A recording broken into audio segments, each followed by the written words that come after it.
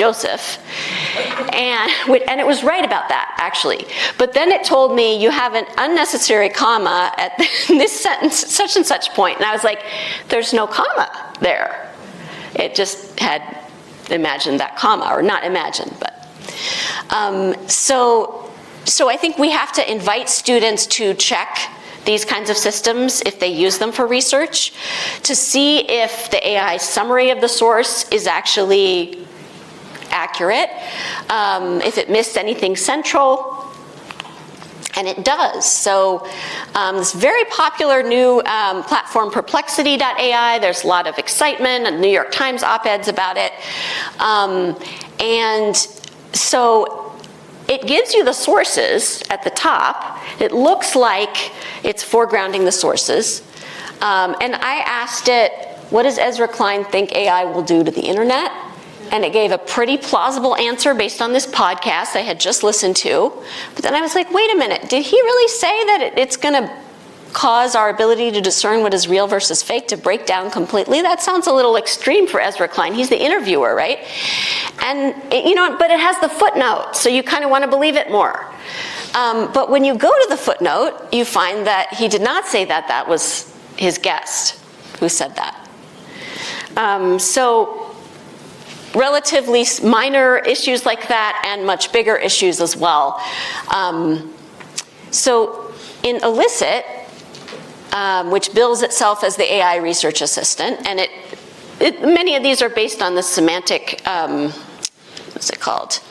One particular database of academic articles. I'm missing the rest of the name, but the attractive thing is that you're writing your query in natural language. You don't even have to do filters. You can just tell it when the papers should be published. I did try this with students, and they really enjoyed it. They found it easy to navigate. I had this I want to use it with them because it's so much more intuitive than the database searches, but there's potential for harm.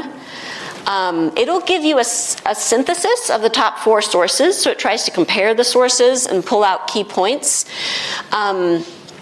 Definitely helps with things like keywords, because you're not having to repeat the search with every possible keyword combination. And it offers these very attractive single sentence summaries of the abstracts. And it links to the articles themselves. So you can check it right there. But there's still this temptation to just go with the single sentence. And I've seen multiple examples where Elicit summarizes something and emphasizes the wrong thing. That's actually more like the throat clearing. That's not the main point of the study.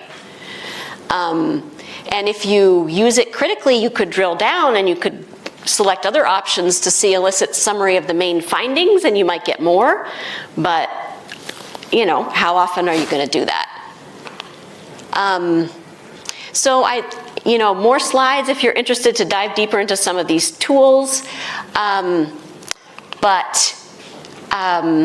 I really just scratched the surface with those ideas, but I wanted to point you toward a couple of my favorite resources for more ideas.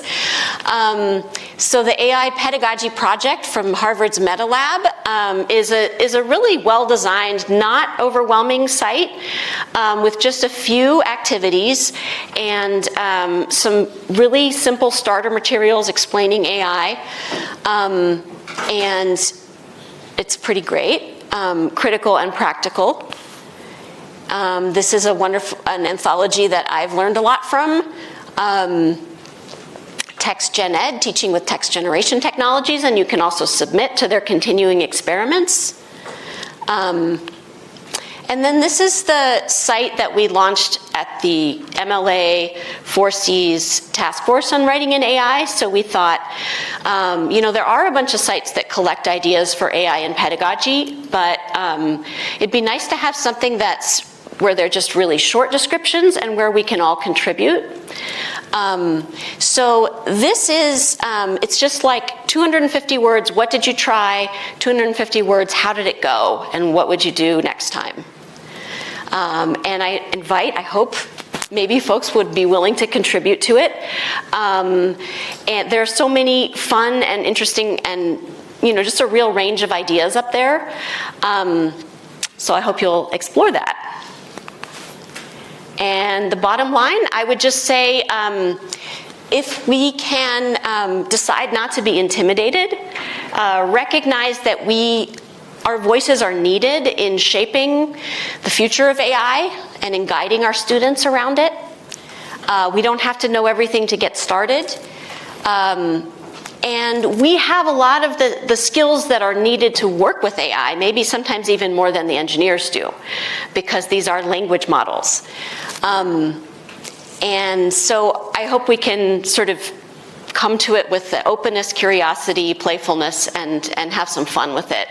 As well as maybe being doomsday and I have serious concerns about many things.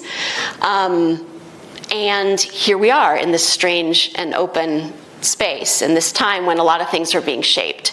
So we might as well participate, I would say. So then the question is to you, what would you try next? And I'll just leave it at that. What would you try next?